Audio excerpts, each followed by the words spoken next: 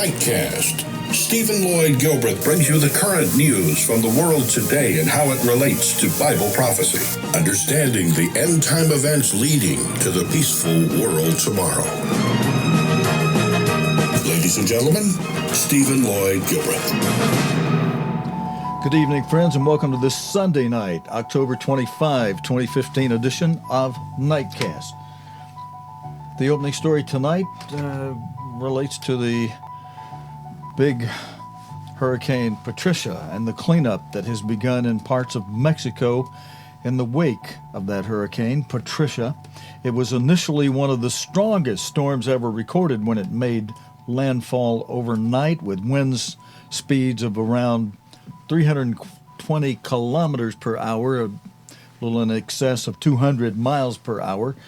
By Saturday morning, it had eased and was downgraded to a Category 2 tropical storm. James Cook reports from the village of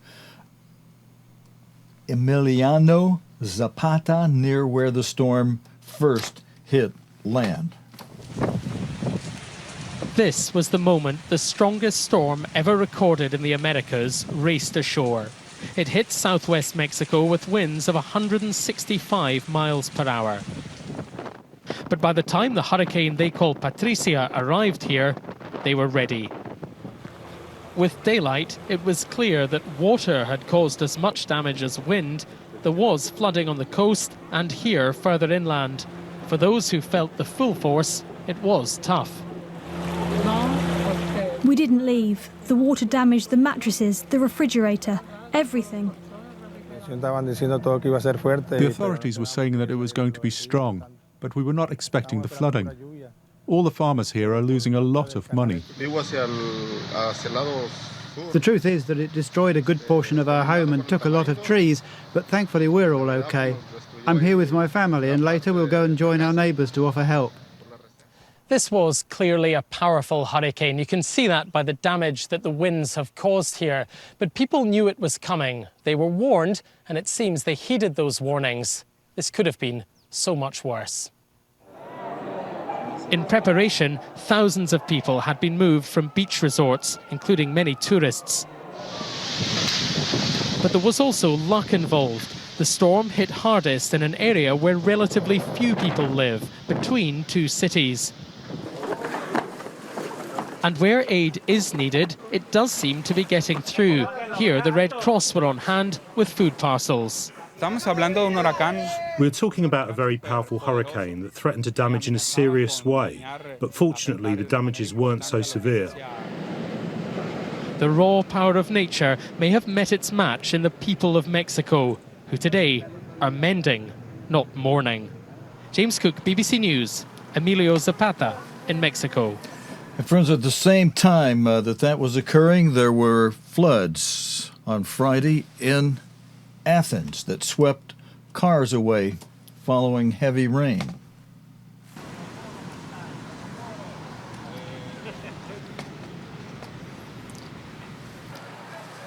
We don't have any commentary with this video, but you can see the flooding, and in a moment you'll see the floods, where the floods have picked up and stacked a car on top of another one.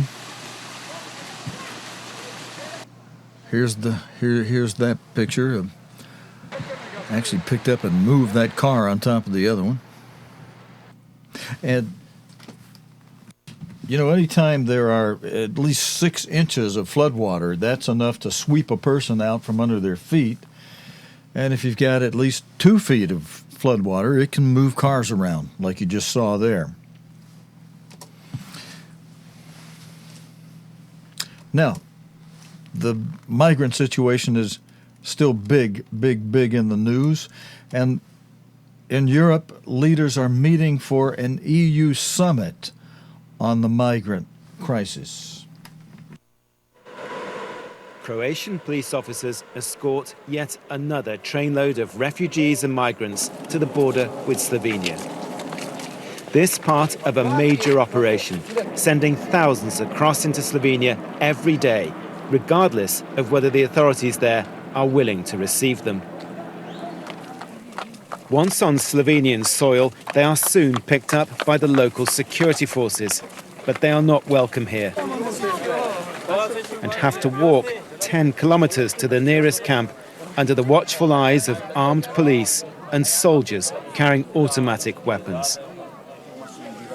Ala-ad-Din, a Syrian refugee, tells me they're not getting any help along the way. And they're not giving you any water? No, anything. Just we ask the police. Now I ask one police, he tell me, I'm sorry, it's not my job to give you. I do, yes, it's not your job, just please, just help me. And this is the crowded transit camp where they all end up. Here, conditions not much better, with people complaining there's not enough food or shelter. It's all taking a toll on the most vulnerable, with the increasing cold making things even worse. And what we're hearing now from aid workers and also from a doctor inside the camp is that there have been several cases of hypothermia. And that's because some people inside the camp are having to sleep out rough at night on the ground. But they're soon being moved on to the border with Austria. Slovenia, like many countries in this region, wants this influx of refugees and migrants to stop and is doing all it can to discourage them. Richard Galpin, BBC News in the Balkans. And Richard Galpin has an update. I thought that this report was going to tell you a little something about the EU summit. Leaders from Central Europe and the Balkans are going to meet to discuss how to coordinate their response to the migrant crisis. The emergency summit is due to be held in Brussels. Meanwhile, in Croatia, migrants are being escorted by Croatian authorities and dumped on the Slovenian border. Croatian police officers escorting yet another trainload of refugees and migrants to the border with Slovenia. This part of a big operation to ensure thousands are sent on their way into Slovenia every day, regardless of whether the authorities there are ready or willing to receive them. Sympathetic villagers here provide a little nourishment for the journey ahead.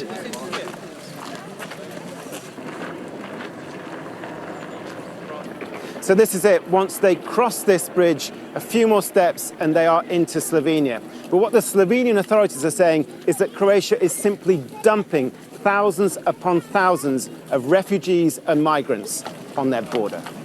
The Slovenian security forces soon pick this group up. But there's no transport. They now have to walk 10 kilometers to the nearest camp under the watchful eyes of armed police and soldiers carrying automatic weapons. This hostile reception, perhaps deliberate, because the Slovenian government insists it cannot cope with this large influx into such a small country. But the Croatians say they'll continue dropping as many refugees and migrants as possible on the border, not least because of fears the numbers arriving in this region from Greece may soon increase dramatically. It is 9,000, 11,000, and then now we can expect about 30,000 people in the next few days here. Meanwhile, the group walking through Slovenia is finally approaching a transit camp. But they're greeted with jeers from the refugees and migrants inside. The camp's already full. Others shout to us that they and their children are hungry. If ever there was a need for European countries to coordinate their approach to the migrant crisis, it is now. Richard Galpin, BBC News, in the Balkans. All right, Richard, thank you very much for that update. Friends, on the weekend on the Sabbath.TV channel, I showed you video that of migrants by the thousands slipping in at nighttime. And I have that video in our queue, but I want to show it to you later because I did show that on the weekend, even though it wasn't part of our Nightcast program. I want to show you some news that relates to the first seal first. Let me come back out of here and let's go over to the other bank where I can now go to this shot. I want to go to our chart and just mention the four seals quickly. The main thing we're keeping an eye on during this program are the first four of the seven seals of Revelation, because these first four seals are active. The fifth seal is what we're waiting on to happen. We're watching these first four seals to cue us as to when this fifth seal is going to become active. And, of course, at that time, there are a lot of people that hope to be out of here, who hope, as Jesus Christ promised, and I'm not going to laugh at his promise. His promise is quite sincere and quite serious, too, about something quite serious. He promises that if you watch these first four seals that are depicted in Revelation by four different colored horses, a white horse that Jesus Christ described in plain language as deception, religious deception, a red horse, the second seal, which Jesus Christ described in plain language as war and rumors of war and world war, leading up to the third round of world war, where at a time when Europe will be united into a very special combination of 10 leaders, 5 from the east, 5 from the west, who don't get along with one another, but they'll come to an agreement for 1 hour, for a short time, to give their power over to a revived Holy Roman Empire, an operation the Bible calls the beast power, in consort with the Roman Catholic Church. And the third seal is depicted in Revelation as a black horse. Jesus Christ described it in one word, limus, meaning famine or scarcity of food. And the fourth seal depicted in Revelation as a pale horse with a rider whose name is Death, alongside whom rides Hades, or hell, the grave. And Jesus Christ described the activities of this deadly horse as loimus, meaning disease epidemic, pestilence, the plagues of Egypt. He also said between the third and the fifth seal there would be increased seismic activity, commotions in the air, gale force winds of all kinds like Hurricane Patricia that was just in the news, and typhoons and tornadoes and any such gale force wind type activity, and commotions on the ground such as earthquakes, volcanic eruptions, tsunamis, wildfires, floods, etc. And Jesus Christ said when we see these things become increasingly active, he said, know that the kingdom of God is near. Now, near means, first of all, we go through 2.5 years of great tribulation, the fifth seal, the next major event in prophecy that's going to occur.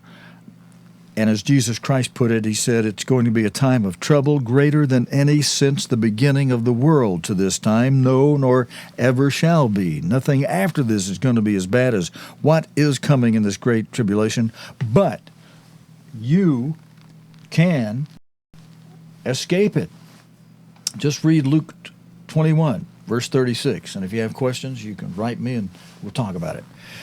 Now, I want to go on with more from tonight's news, and related to that first seal, that white horse, that horse of religious deceptions. We're going to relate this next story in that way to that. And the headline for this story reads, Catholic bishops compromise on decisive family issues. The Roman Catholic bishops have reached a compromise including whether to allow divorced members of the church to take communion. The final report from the church's synod called for a case-by-case approach, but restated there was no foundation for same-sex marriage. Now, friends, you know, in the Garden of Eden, God put 2 trees. He put a tree of life there, and he put a tree of death, which was called the tree of the knowledge of good and evil. He told Adam and Eve that they could freely eat of all the trees, but if they ate from that tree of the knowledge of good and evil, in the day they ate of it, they should surely die. Now, with God in prophecy, a day is as 1,000 years. So, they died within 1,000 years, within the day, prophetically, that they ate of it. Neither of them lived to be 1,000 years old. They got up into their 900s, which, God gave long life originally. As things get bad on the earth, I think some of us should be thankful that our normal lifespan, as the Bible, as David put it, was 70. Today people are living a little longer than that by reason of strength. And David allowed for, by reason of strength, maybe you get 80, but he didn't know today we'd be in such situation that people are even stronger yet. We get sometimes 50 and a little more. But the Catholic Church, basically, they restated there was no foundation for same-sex marriage. They were in harmony, the Catholic Church, on that one. And sometimes, that tree that God told Adam and Eve not to eat off of, which they did eat, and they assigned man to being cut off from God, basically, for a period of 6,000 years, each day for 1,000 years, 6 days of the week that man is to work. God allotted man 6,000 years to go his own way, make his own laws, and decide for himself what's right and wrong. And off that tree of the knowledge of good and evil, there is good that comes forth. And, you honor good where you see it. And that was a good one they did, because in contrast to what used to be a godly nation in the United States, with its Supreme Court having passed laws that force all the states to issue certificates to remove any ban of issuing marriage certificates to those of the same sex. It wasn't that long ago, just a few decades ago, people in the land of the United States recognized that any same-sex sexual relation, not any relation, but let's say any same-sex sexual relation was absolutely abomination and perverse. If you just read God's word, that's what he says there. He says man with man or woman with woman is an abomination, sexually speaking. And here the United States is trying to say, oh, well, we don't care about sodomy. We don't care what happened to Sodom and Gomorrah. We don't believe in God anymore. We can just do what we want and get away with it. Oh, no, you cannot. There's a prophecy in Ezekiel 6:6 that applies if we ignore the blessing and cursing chapters of Leviticus 26 and Deuteronomy 28. God starts off by saying, if you obey me, here are all the wonderful blessings I'll give you. As a nation, I'll make you the head, not the tail. I'll make you the lender, not the borrower. 5 of you will chase 100 of your enemy. 100 of you will put 10,000 to flight. I'll give you rain in due season, a very beautiful expression in Leviticus 26, verse 4, which means no floods, no drought, just the right amount of rain. It also would mean no tornadoes that cause damage, because God would be there giving us protection. No fires that would cause harm to people, although, a certain amount of forest fire and burning cleans up and does some good. But when people build close to it, if we were obeying God, God would protect us from these things that are natural causes in nature, because he says, you obey, I give you rain in due season, and he controls the weather. He allows Satan to have at it sometimes, but when he's protecting his people, he tells Satan, no, you can't go there, you can't do that one. But in this story, we have video on it for you. Catholic Church said there's no foundation for same-sex marriage. Carolyn Wyatt has this video report from Rome. This is a pope whose message of mercy has proved popular with the people. Pope Francis today made it clear he wants a compassionate church that understands more and condemns less. But his synod of bishops has proved less popular with some in the church, who say that it's let loose confusion among the faithful. The message that's rung out from the Vatican in recent weeks has sometimes been discordant and is being heard in many different ways. Some say this synod may have opened a path towards divorced and remarried Catholics being able to take communion, although the wording was left vague. It says we have to find fresh ways of accompanying families at every stage in their lives. And that's particularly true for those who've experienced hardship and hurt and breakdown and maybe have entered into second marriages. The signals from this synod have been so ambiguous as to allow both the Liberals to claim victory and Conservatives to point out that no doctrine has been changed. They would rewrite the teachings of the Church on sexuality, marriage and the family in the light of modern understandings. Well, for us, for Orthodox Christians in every Christian denomination, it's the first normative word is the teachings of Jesus Christ. Back in the UK, the faithful at Mass at St Lawrence Church in Feltham were also trying to decode the signs coming from Rome. And there were mixed views on whether the church should offer communion to the civilly remarried. I do not believe in divorce, but it depends on each person. God is all about forgiveness, I suppose, isn't he? So if you do get divorced, then maybe, you should be allowed. Here in Rome, the Pope must now work out what he wants after hearing his bishop's advice. Many here are worried about the deep divisions that have been revealed within the Roman Catholic Church. No one's quite sure where all of this leads, but they say Pope Francis will have to handle the fallout with care if it's not to divide his flock. Caroline Wyatt, BBC News, Rome.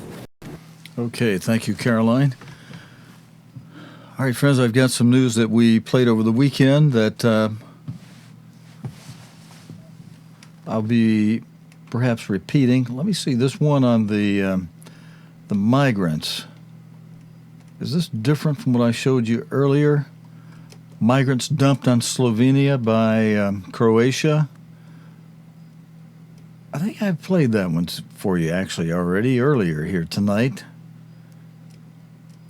Yeah, I did. So let's go on to the next one that I reported this weekend. Behind me on the screen here, you see Rachel's tomb that's near Bethlehem. It's between Bethlehem and Jerusalem. And we gave the full report. I gave you a lot of stories on the weekend. It's available as the last video item on our video archive page on the Sabbath program side.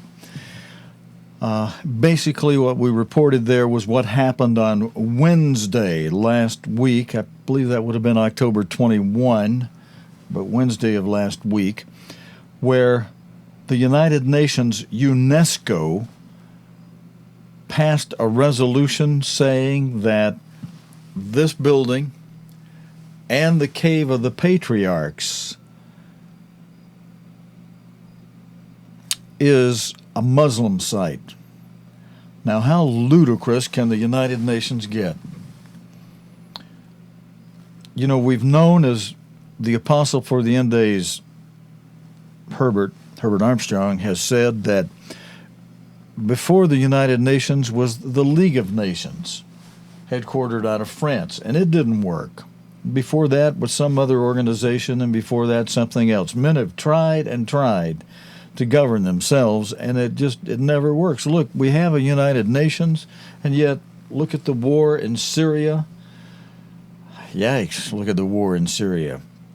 We reported on the weekend also how on the first day of the Feast of Tabernacles 2015, this year, on September 28, 2015, that was the first day of Feast of Tabernacles,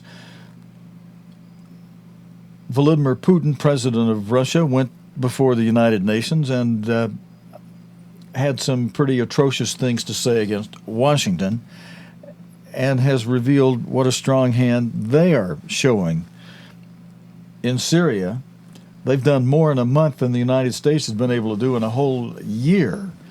And that signals Leviticus 26, verse 19, where God said, if you don't obey me, and if after I punish you 7 times you continue to not obey me, I will break the pride of your power. And if you continue to disobey, as I was alluding to a few moments ago, he said, then the prophecy that I spoke regarding these latter days through the prophet Ezekiel in chapter 6, verse 6, will occur, where God said, go ahead, have at it, sin like crazy, disobey me, and I'll allow Europe to lay all of your cities waste. Now that prophecy could not have been accomplished, affected, any time before the last day. So this was written for the latter days. It couldn't have been done until a time when modern means of weapons of mass destruction, such as we have now, that on a missile, the nuclear hit on a missile can destroy entire cities. And that's what God says he will do to the cities of Joseph. Now, Joseph had 2 sons, Ephraim, who God explained through Jacob in Genesis 49, and a prophecy for the latter days, where his sons would be. Now, they became lost.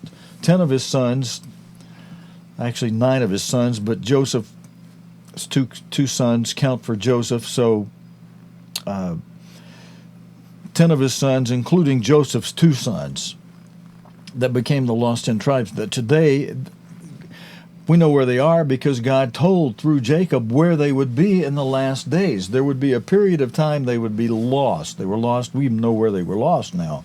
They were lost up around the Caspian Sea, where the Assyrians, the Babylonians, took them in captivity and kept them in slavery up there around that seaport area. Later, when they were able to be freed, they migrated northwest, and they went to the areas that were basically geographically described by God through Jacob to the sons in Genesis 49. And you can look at it and say, hey, sure enough, the people that are by this kind of a seaport, well, they are these people that he was describing. Here, let me give you a look at the slide real quick. This slide summarizes where the 13 tribes are today. Now, I say 13 tribes because we're counting Joseph as 2. We're counting Joseph's 2 sons, Ephraim and Manasseh, separately.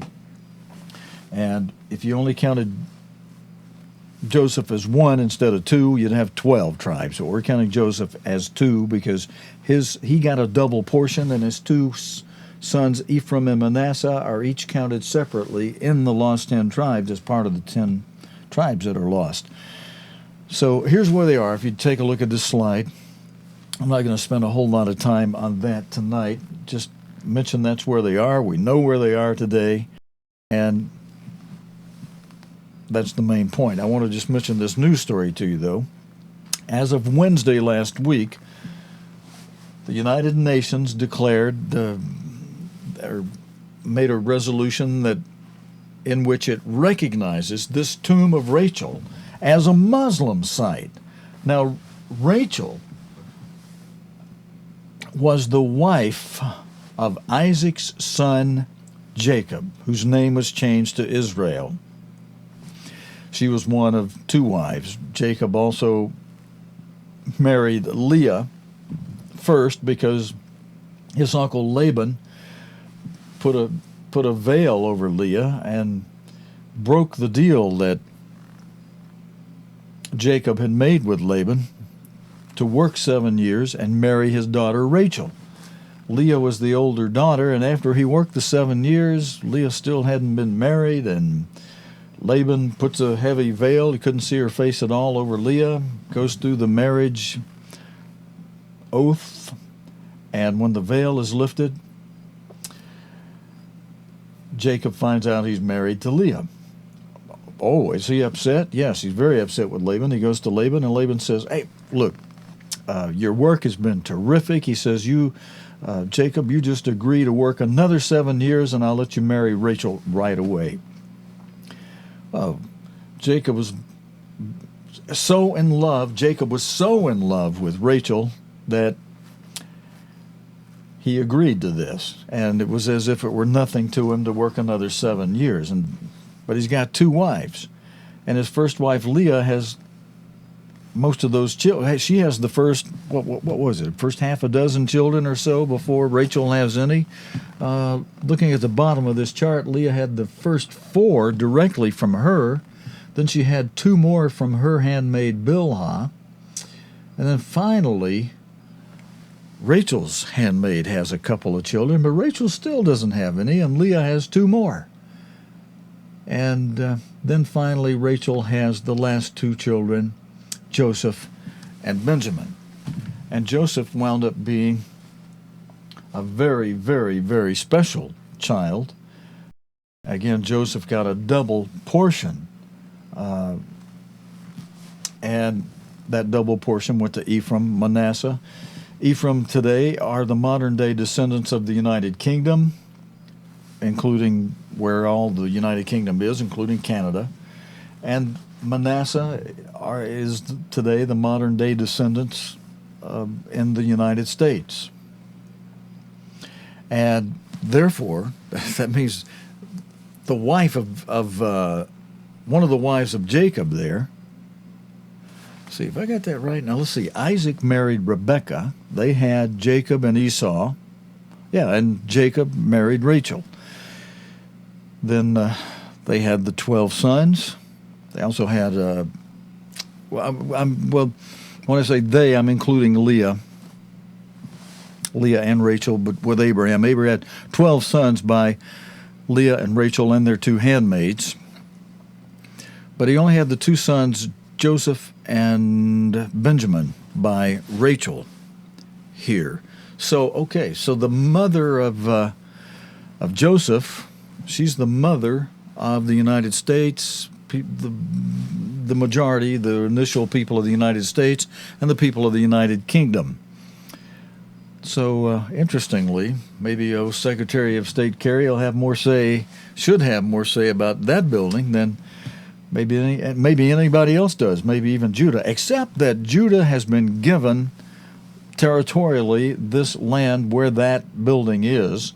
So it's ludicrous to think the United Nations could step in and tell a country that this building, which relates to the people of that country much more than the people they're designating, that this building is a Muslim site. Now, Muslim is not a blood or race of people.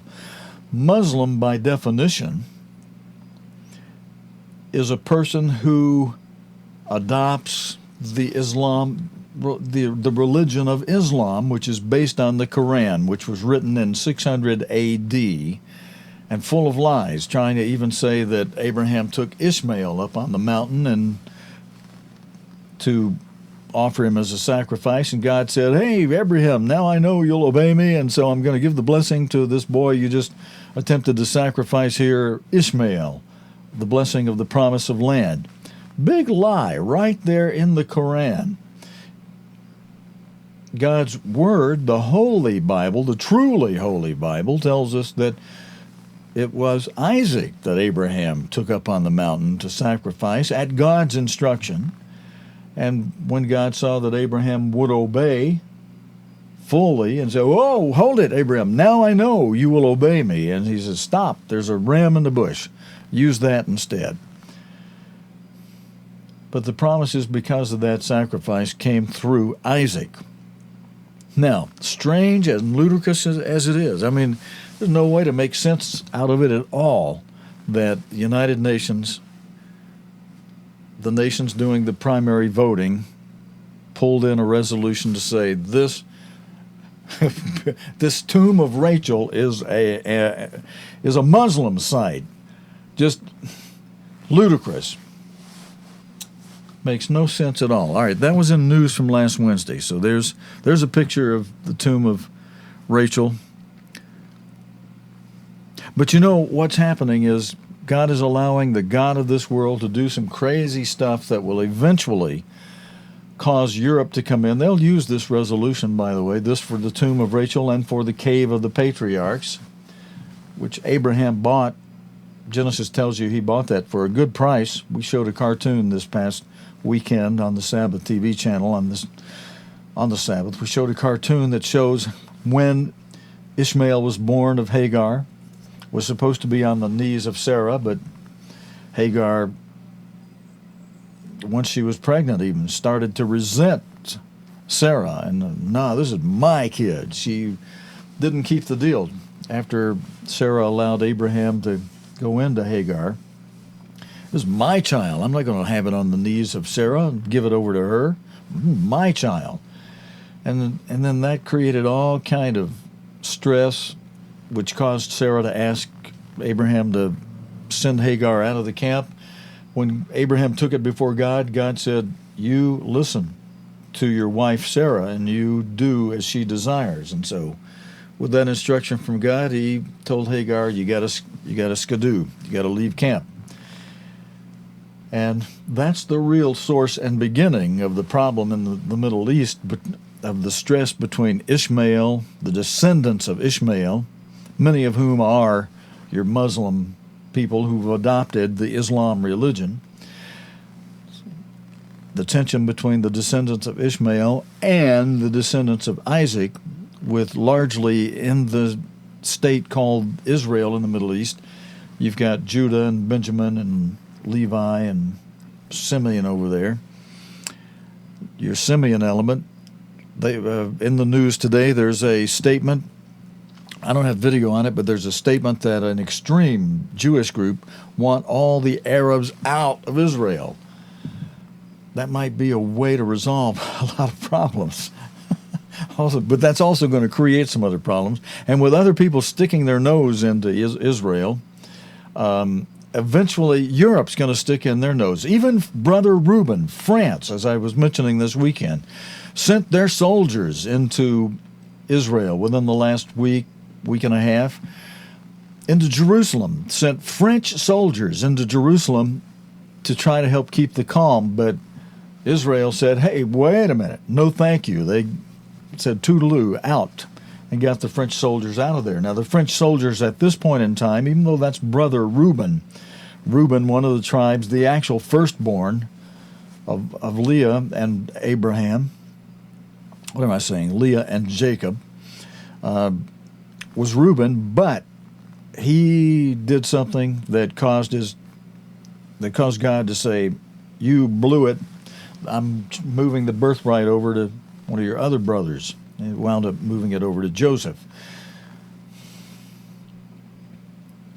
But Reuben, not only is he a tribe, one of the tribes of Israel, but he also presently is a high-up member of the United Europe. France and Germany, that Franco-German alliance once again. And France, Brother Reuben, your leaders have got to be extremely stupid, because every time you do that Franco-German alliance, Germany gets on top of you and they stab you in the back. Over and over. That's just history repeating itself, and here you are again in an alliance with Germany where you're going to let them do it to you again. But at this moment, France is a big part of United Europe, so is Germany.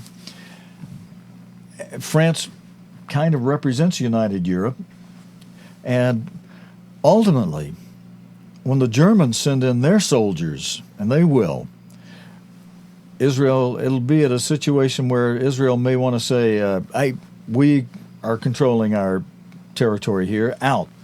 They're going to say no. They're going to surround Jerusalem, a European military force. It'd be awful to see some of France's soldiers in on that at that time, and they could be. Although France, you would think, ultimately will be taken out of United Europe, because that whole arrangement is against Israel, and not just the state in the Middle East, but all Israel and all the tribes, like all of those I showed you on the on the chart a moment ago. All 13 of those tribes, including those two half-tribes, Ephraim and Manasseh, are Israel. Only one of those tribes is Judah, the Jews. But actually you could say half of Benjamin and all of Simeon and Levi who are scattered, they also can be considered part of the term Jews.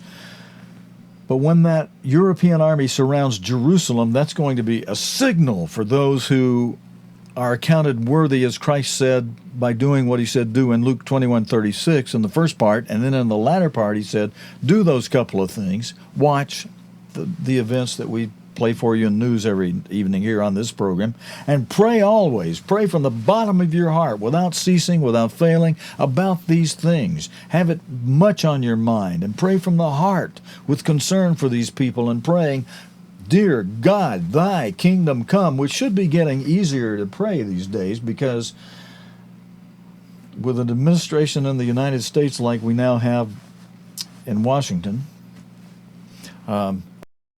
it's the best thing that ever hit this earth.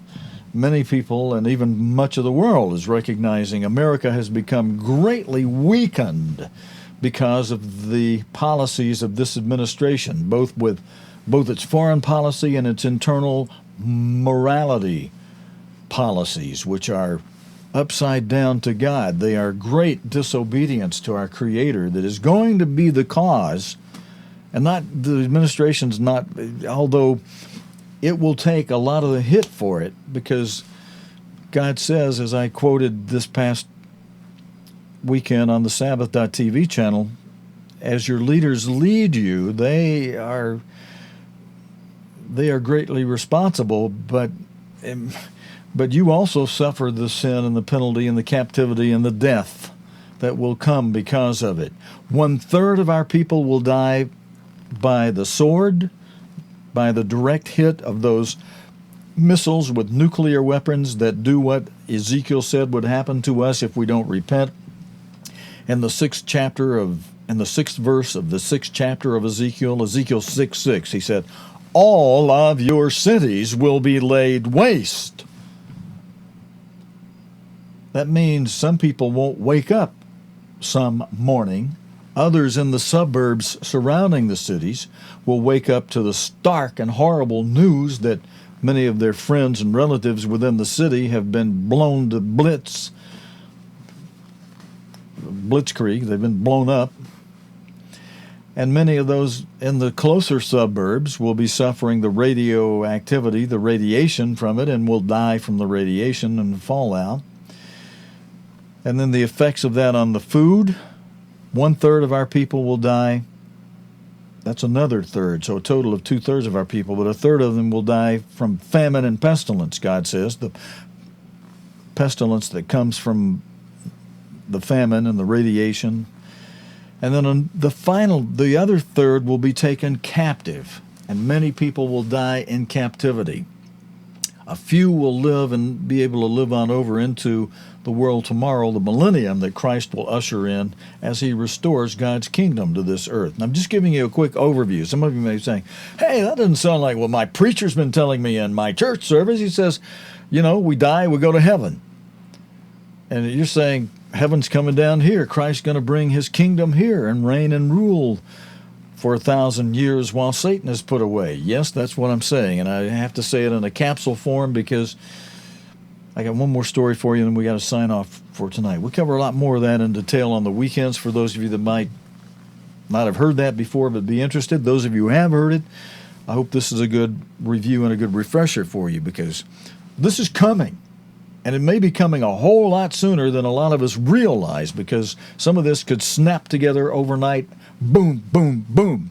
It is going to be like a thief in the night for some in the suburbs to wake up and find out that their friends and neighbors in the city have been blown up in a fulfillment of what God said would happen if we continue to disobey him. What he said would happen through the prophet Ezekiel for our latter days. All of your cities will be laid waste. That's God's word. You want to heed it? Then get on your knees, repent, and ask God to forgive us as a nation, and ask him to put leadership in that will keep his law and judges that will turn around this stupid stuff that they've passed. And yet all of the damage that's been done for them, it would be hard to turn it around after states have, based on the Supreme Court law, have issued marriage certificates to same-sex perverts and an abomination to God's law. It'd be hard to turn that around. We've basically become a wholesale Sodom and Gomorrah wrapped up in one right here in the United States because of the leadership that we have, because we have that leadership without, there's a cause and an effect, and that's because the morals of a majority of the people in this country have gone upside down, and because we're not obeying our Creator. And of course that includes all of the Ten Commandments. And we've got in this nation people who call themselves and have set themselves up as pastors that are telling you that you don't have to keep God's law. Just give your heart to the Lord. You don't need to obey God. So they've caused our obedience to God to go out the window, and that causes Leviticus 26, Deuteronomy 28, that causes God to say, you're under curses now. And it causes people to go lax on things like marriage and things like sexual relations that should be reserved to be between a man and a woman who are married. So we're going to get what we deserve, because God says, you obey me, you get blessings, you disobey me, you get cursings, and you continue to disobey me after I do the minor, smaller cursings upon you.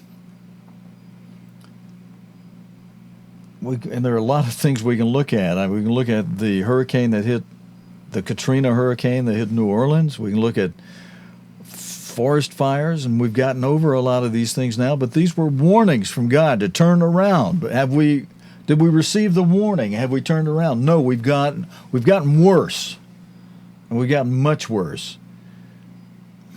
And then even though the United States didn't cast its vote in favor of this resolution to make this tomb of Rachel a Muslim site, how crazy can things get? Even though the United States didn't vote for that resolution, it didn't veto it either. It just let it slide through. And that again is thanks to an administration with a anti-Israel foreign policy agenda. Even though it pretends to, Israel's our friend. That's baloney. Okay, on part of the current administration, that's just baloney. All right, now, that's just an outright lie. Let's make it clear.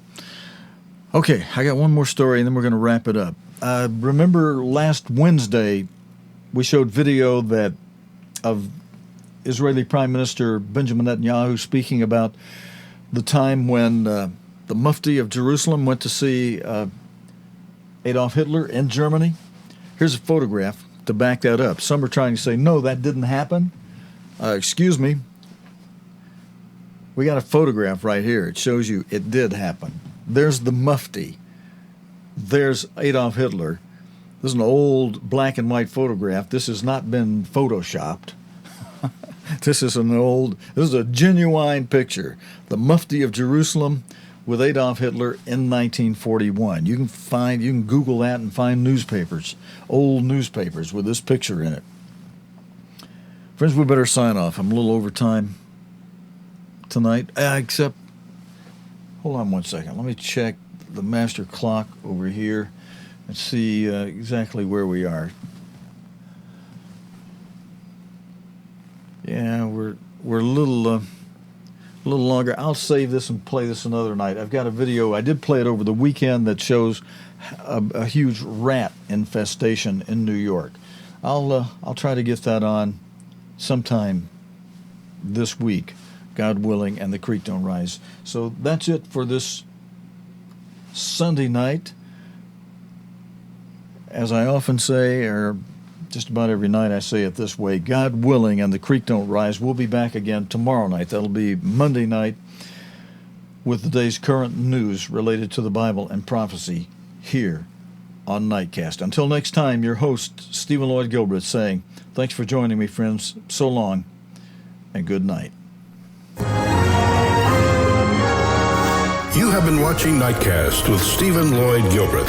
Nightcast can be seen Sunday through Thursday nights here on cogtv.org. Tonight's program is also available anytime on demand in the cogtv.org video archive.